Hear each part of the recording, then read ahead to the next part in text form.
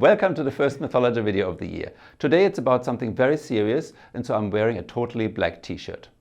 You all like Numberphile, right? Me too, except for this one video over there in which they prove the infamous identity 1 plus 2 plus 3 plus etc. is equal to minus 1/12, using some simple algebra that even kids in primary school should be able to follow. Since this video was published in 2014, over 6 million people have watched it and more than 65,000 have liked it. Unfortunately, pretty much every single statement made in this video is wrong. And by wrong, I mean wrong in capital letters. In particular, as anybody who knows any mathematics will confirm, 1 plus 2 plus 3, etc. sums to exactly what common sense suggests it should, namely plus infinity. And this video was not published on the 1st of April. Also, as we all know, the Numberphile videos are presented by smart guys, in this case university physics professors, who do know their maths and who are definitely not out to mislead us. So how did they get it so horribly wrong? And what did they really want to say? Well, they started out with some genuinely deep and amazing connection between 1 plus 2 plus 3, etc. and the number minus 1/12. But in their effort to explain this connection in really simple terms, they just went overboard and ended up with an explanation that is not just really simple, but also really wrong. Well, 6 million views later, and the comment sections of all maths YouTubers are being inundated by confused 1 plus 2 plus 3 comments that are a direct consequence of this video. For mathematical public relations, it's a disaster. It's the disaster. Yeah, it's the disaster. And so I think it's a good idea to have another really close look at the Numberphile calculation step by step, state clearly what's wrong with it, how to fix it, and how to reconnect it to the genuine maths that the Numberphile professors had in mind originally. Lots of amazing maths to look forward to: non-standard summation methods for divergent series, the eta function, a very well-behaved sister of the zeta function, the gist of analytic continuation in simple words, some more of Euler's mathematical tricks, etc. Now I've tried to make this whole thing self-contained, so you don't have to have watched my very different other video on 1 plus 2 plus 3 from over a year ago or anything else to understand this one. Okay, let's get going. So that we are all on the same page, here real quick is the whole Numberphile calculation. Now they call the unknown value of the infinite series 1 plus 2 plus 3, etc. S. As stepping stones for their calculation, they first calculate the sums of these other two infinite series. So 1 minus 1 plus 1 minus 1 and so on, and 1 minus 2 plus 3 minus 4 and so on. Adding up the terms of the first series, we get the partial sums 1. Okay, 1 minus 1 is 0. 1 minus 1 plus 1 is 1. 1 minus 1 plus 1 minus 1 is 0, and so on. These partial sums alternate between 0 and 1, and so the Numberphile guys declare that the sum of this infinite series is clearly the average of 1 and 0, which is 1/2. That's not all that clear to me. All right, well, we'll get to that. They also mention that there are other ways to justify this. We'll also get to that. Okay, second sum. Here they start by considering what happens when you double this sum. So 2 times S2 is equal to the infinite series added to itself. But now, before adding the two infinite series, they shift the bottom series one term to the right. Now, 1 plus nothing is 1. Minus 2 plus 1 is minus 1. 3 minus 2 is 1. Minus 4 plus 3 is minus 1, etc. But that bottom series is the one we already looked at, which, remember, is equal to 1/2. And so, second sum done. Great. Now for the last sum. That's the one we're really after. Here the Numberphile guys start by subtracting S2, the sum they just figured out, from S. Now, 1 minus 1 is 0. 2 minus minus 2 is plus 4. 3 minus 3 is 0. 4 minus minus 4 is 8, etc. The zeros don't matter, so let's get rid of them. take out the common factor 4. Ah, the yellow, that's our 1 plus 2 plus 3, etc. sum. S again. Now solve for S. And my usual magic here. And we get minus 1/12. And here the Numberphile guys take a bow. Well, not so fast. All this is really nonsense the way it was presented. In particular, these three identities are false. This means that if on any maths exam at any university on Earth you're asked to evaluate the sums of these infinite series and you give the Numberphile identities as your answer, you will receive exactly 0 marks for your answers. It's critical to realize that in mathematics we have a precise definition which underpins the sum of an infinite series. Wherever you see infinite series, this definition and only this definition applies, unless there are some huge disclaimers to the contrary in flashing neon lights. All right? Now the Numberphile guys did not include any such disclaimers, and so they too should get 0 marks for their effort. Maybe give them minus 1/12. Yeah, I think I can agree with that. Okay, what's this definition and what are the answers that will get you full marks on your maths exam? To evaluate the sum of an infinite series, you calculate the sequence of partial sums, just like the Numberphile guys did at the very beginning. Now, if the sequence of partial sums levels off to a finite number, that is, if the sequence converges, or if it explodes to plus infinity, or if it explodes to minus infinity, then this limit is the sum of the infinite series. If no such limit exists, then the infinite series does not have a sum. That's it. That's the definition. So for the first Numberphile series, the sequence of partial sums alternates between 0 and 1 and therefore does not have a limit. This means that this infinite series does not have a sum, neither 1/2 nor anything else. This is the correct answer for your maths exam. All right, what about the other two infinite series? Well, in the case of 1 plus 2 plus 3, the partial sums explode to plus infinity, and so the sum of this series is infinity.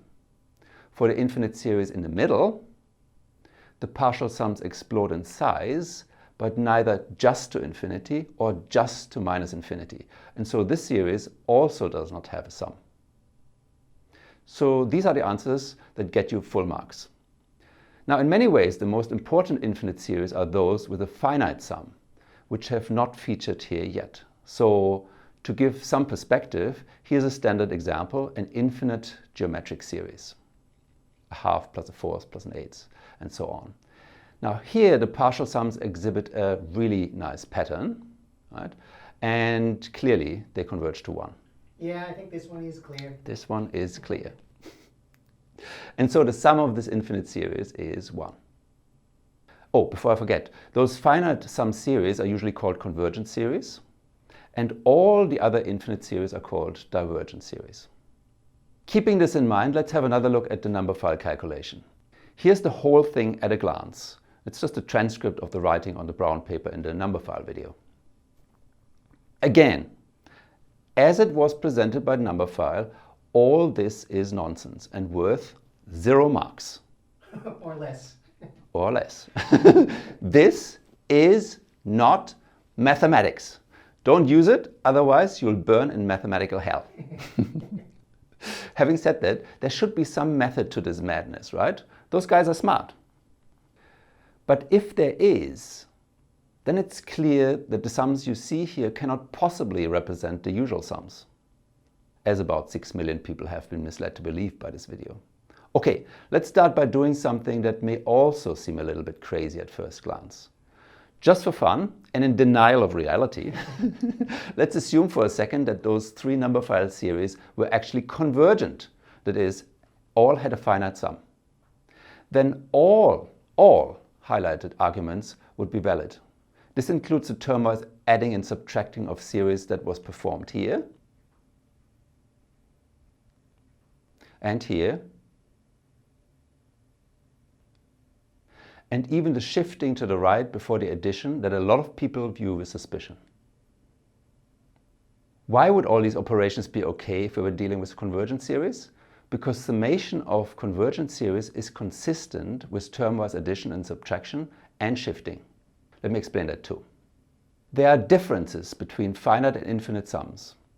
For example, infinite series sometimes don't have a sum, whereas finite sums always exist. Rearrangement of the terms can change the sum of convergent infinite series, etc.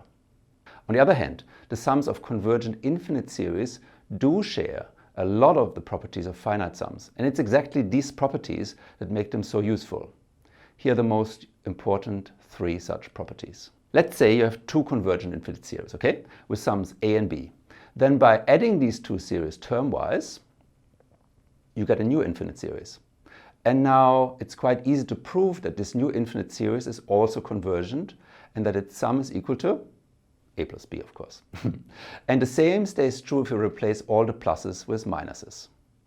So termwise addition and subtraction is consistent with summing convergent series. That's property 1. Property 2. Multiplying the terms of a convergent series with sum a by a number, say 5, gives a new infinite series. Again, it's really easy to see that a new series is convergent too, and that its sum is 5 times a. So termwise multiplication by numbers is also consistent with summing convergent infinite series. That's our second property. Finally, property 3. Shifting the terms of a convergent series with sum a by one term is the same as adding a 0 as the first term of our series, like that. Obviously, the new series is still convergent and its sum is the same as that of the original series.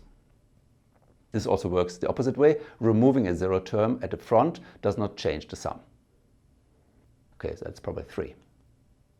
Now, we can use these three properties to build valid arguments very much like in the Numberphile video. Here's an example. This is the convergent series that I showed you earlier. Remember, its sum is 1. Now, let's say we did not know its sum or even whether this series is convergent or not. Then we could argue in a legit way like this.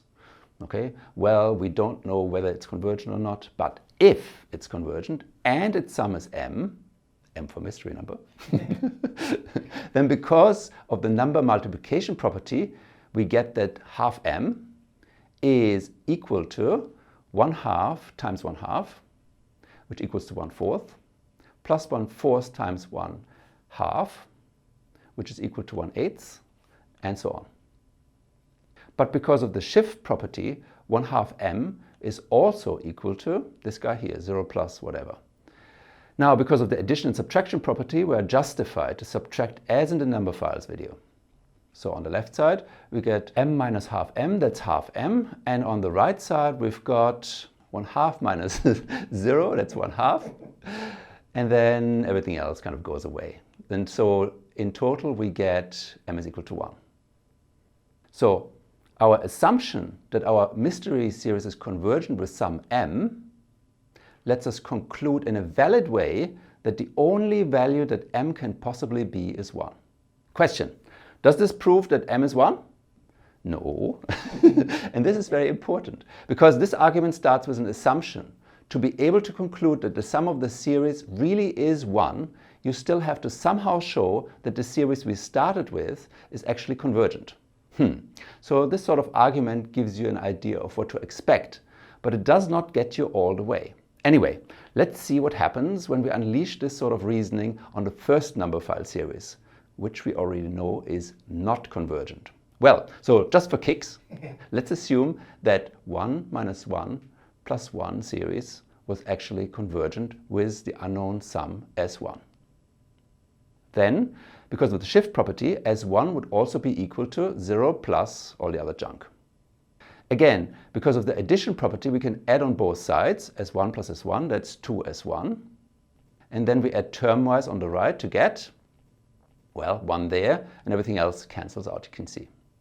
And so we get this, which is exactly what Numberphile said S1 should be. So the plot thickens here, right? In fact, in some ways, this line of reasoning would have fitted in better with the rest of the argument than just plucking the number 1/2 out of thin air. So let's have another look at the Numberphile argument and let's fit in what we just did as the first step to justify why S1 should be 1/2. So here we go. This is the Numberphile argument. Let's round it off by inserting the argument for S1 from just a moment ago. Here we go. And so here is one way to rephrase the whole thing to make it into a valid argument. If, and this is a big, huge, monstrous if, these three infinite series were convergent, then this whole argument would be valid, and the sums of these three infinite series would be exactly the numbers given by Numberphile. Great, but of course we know that the assumption of this valid argument is false, that the three infinite series are not convergent. So yes, this argument is valid in itself, but what good is it if the assumption it starts with is false? Well, here's an idea. Since no divergent series has a finite value attached to it, let's dream big.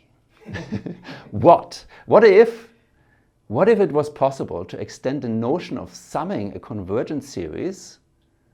What if it was possible to define a supersum?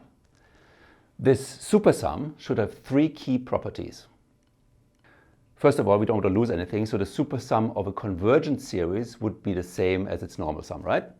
Then all divergent infinite series should be supersummable with finite values. And then the last thing we want is that supersumming, just like normal summing, is consistent with adding, shifting, etc. All right. Now, such a supersum extension of the standard infinite sum would be as fantastic as the extension of the real numbers to the complex numbers, with all sorts of cool properties for the smaller world remaining true in the bigger world, and at the same time all sorts of new magic appearing in the bigger world. In particular, because consistency made the argument over there valid for convergent series, we would expect the argument to still be valid if we replaced ordinary equality by equality with respect to supersumming. Even better. Since every infinite series would have a supersum, we could get rid of the if, and so the whole Numberphile video could be saved by just saying that we are supersumming instead of just boring old summing. What a lovely dream. I think it's time to wake up. Yeah, sadly. Well, anyway, those of you who watched my last video on this topic know that there is a supersum. However, it only assigns a sum to some divergent series, but not to all. In particular, it sums the first two guys over there. To show how supersumming works, let's apply it to our first annoying divergent series. Basically, supersumming builds upon normal summing and then averaging out any bouncing around of the partial sums. We start by calculating the sequence of partial sums. If this sequence converges, then our supersum equals our normal sum and no tricks are needed. However, if the sequence of partial sums does not converge, as in the case of this infinite series, then we start with a trickery, building a second sequence out of the first. The nth term of this new sequence is just the average of the first n terms of the first sequence. So for our particular series, for the first term of the new sequence, there's nothing to average. Well, the average of 1 is just 1. Okay. Then the average of 1 and 0 is 1/2. The average of 1, 0 and 1 is 2/3, etc. Now, every second number here is 1/2. And the remaining numbers also converge to 1/2. And this means that overall, the second series converges to 1/2. And that means that our infinite series supersums to 1/2, which is also the number that Numberphile gets. Now, for other infinite series, even the second sequence may not converge, in which case we generate a third sequence, again by averaging the second sequence. If that does not work, then we could generate a fourth, then a fifth, etc. As long as any of those sequences converges, the infinite series under discussion has the corresponding limit as supersum. For example, in the case of the second Numberphile series, the first and second sequences diverge, but the third sequence converges to 1/4, which then is our supersum. This is also what Numberphile gets, and so everything is looking good. Until now. Now we have to confront the sad truth that for most infinite series, none of the associated averaging sequences of numbers converge, and so these series don't have a supersum. In particular, for 1 + 2 + 3 and so on, all the partial sums are positive. And obviously averaging over positive numbers, will always only result in positive numbers. In fact, all the associated sequences of numbers will explode to positive infinity. So 1 plus 2 plus 3, etc. definitely does not supersum to anything finite, let alone anything finite and negative like minus 1/12. Returning to the Numberphile calculation, here's the part that can be totally justified using supersums instead of regular sums. Because not every divergent series has a supersum, we still need the big if to make this part of the argument valid in itself. Not too bad though, since the assumption is actually true, right? And since supersumming is really the most natural extension of normal summing, 1/2 and 1/4 are the only reasonable numbers to associate with the first two series. Really nice stuff, I think. To recap, we now know finite sums, convergent infinite sums, and our new supersums. Oh, by the way, I should mention that in the literature, our supersum would be called generalized Cesaro summation or generalized Hölder summation. Anyway, these summation methods are proper extensions of each other and are therefore able to assign meaningful values to larger and larger classes of series. However, being able to do more also comes at a price. The more powerful a summation method, the less well-behaved it is. What works for finite sums cannot necessarily be taken for granted for infinite sums. I already mentioned problems with rearranging convergent series, for example. Of course, supersums also lack all the nice summy properties that normal infinite sums lack. But there are even summy things that still work for infinite sums that no longer work for our supersums. Yes, the three basic properties I've been hammering are fine, but to assume that any familiar summy property will also work for supersums in general is risking 0 marks. More or less. Or less. For example, inserting or deleting infinitely many zeros has no effect on convergent series.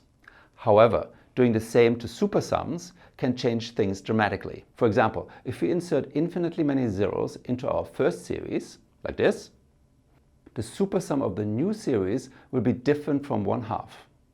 Little puzzle for you. What's the new supersum? As usual, give your answers in the comments.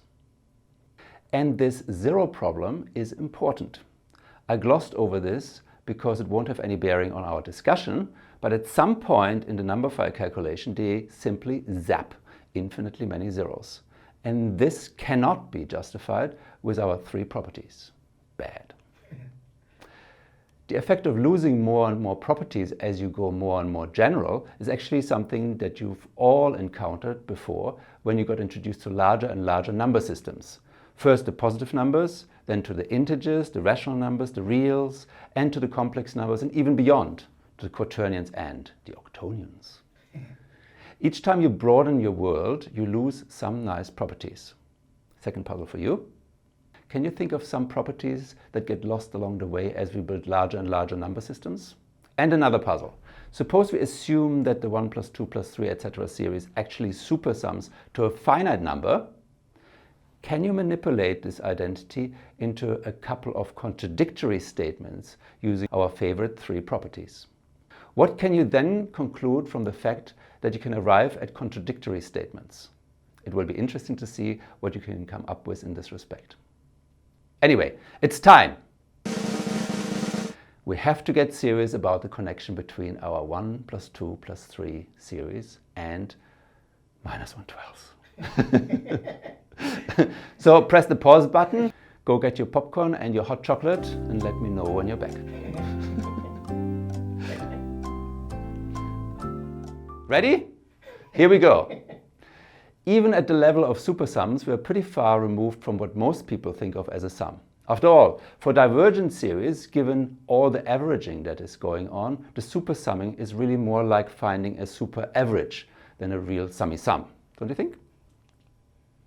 Well, it will get more extreme, not only in this respect, but also in terms of the maths that is required to understand what is going on with the minus 1/12 connection. I'm sure that a lot of you will already have heard of this connection, so let me just state it first and then really explain it using the Numberphile calculation as a template. This is the mega famous Riemann zeta function. It is a function of the complex variable z. Written as the infinite sum there, it makes sense if the real part of z is greater than 1. However, There is one unique way to extend the Riemann zeta function to an analytic function for all complex numbers z, excepting 1. Formally, if you substitute z equals -1, you get, well, of course, -1 is not greater than 1. And so we really don't have equality here. And so let's quickly get rid of the equal signs, okay? At the same time, the right-hand side is our master villain, 1 plus 2 plus 3, etc. And the value of zeta at -1 is equal to, you guessed it, -1/12. And this, in a nutshell, is the genuine, real, actual connection between 1 plus 2 plus 3 and -1/12. But why would anybody describe this connection as a sum? And what has all this to do with the last part of the Numberphile calculation? Well, there's more to explain. First, here's a mini introduction to analytic functions and analytic continuation. This will be a rough and ready intro, which is all we need. You all know what a polynomial is, right? One of these guys. Constant function or linear function or quadratic function or cubic, etc. Now let's play a game. Here's the chunk of a mystery continuous function that is defined for all real numbers. So I'm just not showing you the part to the left of the y-axis. Here's the question. Just by looking at this chunk, can you continue the graph and tell me what my function is? Now, you might be tempted to say yes, but the answer is no. There are infinitely many ways we could continue to the left, and here are a couple of examples. There's one, and there's another one, and there's a third one, there's infinitely many different ones. Were you tricked? No. Sure you weren't, but you know the game, right? Of course, our initial chunk is part of a line, and it's natural to think of continuing the function as this same line, but we don't have to. However, if I tell you the mystery function is linear, then your initial chunk tells you exactly how to continue the function. There's only one way to continue so that the whole function is linear. In fact, the same is true if I only told you the function was a polynomial. Just by looking at the chunk, you could be absolutely sure that my polynomial is linear in exactly which linear function, right? We can now generalize this simple observation in a couple of steps. In a pretty dramatic way, actually. Here we go. First, suppose that our initial chunk is part of a parabola, or if you like, a cubic, or any polynomial.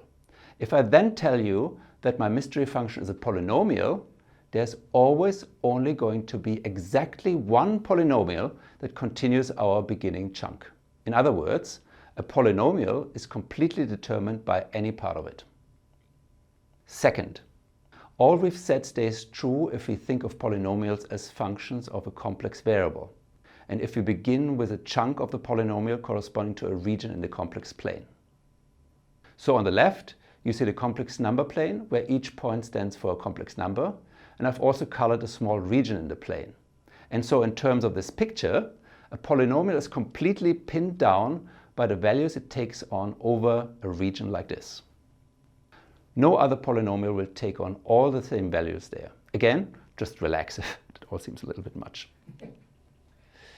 Now, the polynomials are the simplest and most nicely behaved functions, but there is a much larger world of functions that shares a lot of the nicest properties with polynomials. Those are the so-called analytic functions. These are the complex functions that can be expressed locally as either regular finite polynomials or as infinite polynomials, so-called power series. For example, the exponential function is an analytic function because it can be written as an infinite polynomial like this. In fact, pretty much all our favorite functions, such as the trig functions, rational functions, etc., are analytic. Important for us is that, just like a polynomial, an analytic function is completely pinned down by any initial chunk.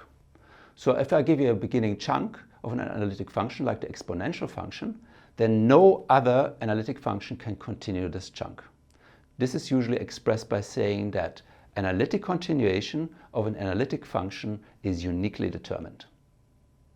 In summary, though there may be many nice ad hoc ways to continue an analytic function, there's just one distinguished, most reasonable, absolutely fantastic, never to be improved way to do this, leading to a larger analytic function. Of course, as I said, this is all very sketchy and you guys in the know will probably nitpick me to death in the comments. I'm looking forward to it. Okay. In particular, I didn't tell you why we need to drag complex functions into the discussion, but please just run with it for today and I promise I'll fill in the details soon. In the meantime, you can also read up on things by following the links in the description. All you really have to remember is this: an initial chunk of an analytic function nails down the whole analytic function. Now we can join the dots.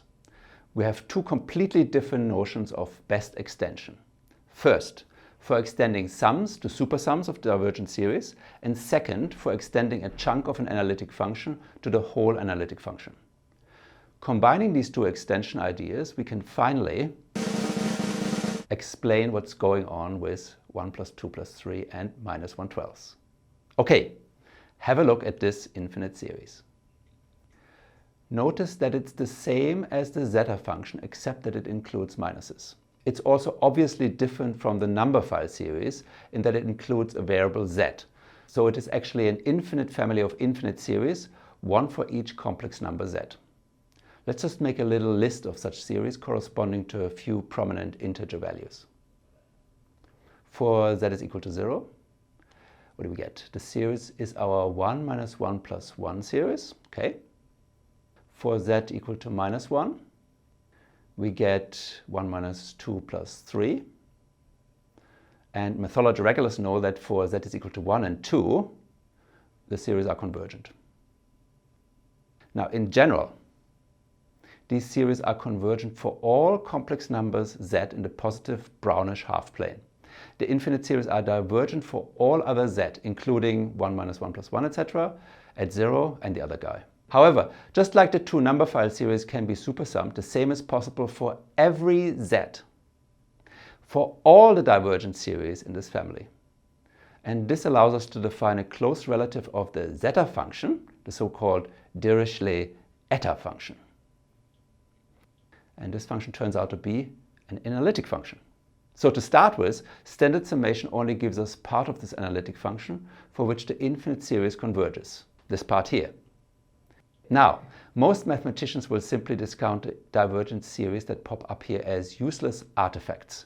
Instead, they will construct the analytic continuation of the eta function by completely different methods. These methods are very slick and ingenious, however they provide very little intuition and insight into what's really going on here. On the other hand, seeing that the most reasonable extension of an analytic function that is defined on part of the complex plane is actually given by the most reasonable way to assign generalized sums to these supposedly useless divergent series, just feels right to me and leads the way to a more intuitive understanding of analytic continuation, at least in this case. But now here's a great thought. We just used a generalized sum to construct an analytic continuation, right? Let's turn the idea around. Let's use analytic continuation to identify candidates for a generalized summation method. And this is exactly what happens in the case of 1 plus 2 plus 3, etc. and minus 1/12 and the zeta function. You get the zeta function when you replace all the minuses in the eta function by pluses. Well, you get part of it, the brownish part, which is the part of the complex plane for which the infinite series on the right converge. For all other z, the resulting infinite series are divergent, and even supersumming doesn't help for the white part on the left. So the supersumming trick for eta just doesn't work for zeta.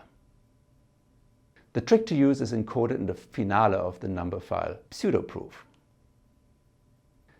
That's the brownish bit down there. Remember, this part of the argument takes the sum S2 of the 1 minus 2 plus 3 series and spits out a sum for the 1 plus 2 plus 3 series. Formally, these two sums are just what you get when you let z equal to minus 1 in the infinite series of the eta and zeta functions. And actually, the Numberphile calculation is just a special instance of a calculation involving eta and zeta. Well, let's be brave. Ignoring questions of legality, let's unleash exactly the same calculation on eta and zeta. So instead of subtracting S1 from S, let's subtract eta from zeta. Ready? Right, take out the common factor down there. That's zeta again in the brackets. Now let's solve for zeta. There my magic again. Okay, that's really exactly the same as the last part of the Numberphile calculation, using zeta and eta instead of the Numberphile series. Just as a check, after substituting z is equal to -1, this identity turns into this. And with S2 being 1/4, we get this. Okay, more magic. And we're back to -1/12. But didn't we say that the Numberphile computation was nonsense? Yeah, we did. We definitely did. And it is. But some magic happens with zeta and eta, which saves our zeta-eta calculation from being nonsense. And that is the magic of analytic continuation. Both the series for zeta and eta are convergent for every z in this brownish region. This means that for these values of z, our calculation and the resulting equation above are pure, correct, 100% approved, bona fide mathematics. But as well, eta is defined and analytic for all z. And the same is true for the denominator. But then the right side, as a quotient of two functions that are analytic everywhere, is itself defined and analytic everywhere except possibly at the zeros of the denominator. In fact, a closer look reveals that the whole right-hand side is analytic everywhere except at z is equal to 1. Here comes the punchline, and this punchline hinges on the chunks pin down analytic functions business that I've been going on about. You should really try to understand this, okay? So both the left side and the right side are analytic in this part of the complex plane here. But since the right side is analytic everywhere because of our chunks pin down analytic functions property, the right side has to be equal to the elusive analytic continuation of the function on the left that everybody is really interested in, the analytic continuation of the zeta function. So this identity is a real jewel, as it gives an explicit way to calculate any value of the Riemann zeta function, analytic continuation and all, via the eta function, which, remember, we defined via supersumming. In other words, it actually makes sense to use this identity as a definition for the zeta function, which works for all z. For example, setting z equal to 0, we get this one here. And eta of 0 was just the supersum of 1 minus 1 plus 1, etc., which is equal to 1/2. And so zeta of 0 is equal to -1/2. Here just a couple more interesting values for zeta. Nice, huh? The zeros are particularly interesting. In fact, it turns out that zeta has zeros at all negative even integers, -2, -4, -6, and so on. These are the so-called trivial zeros of the zeta function. I'm sure if you made it this far, you've also heard of the Riemann hypothesis, which is all about the other zeros of the zeta function. It says that all other zeros are situated on this blue line here.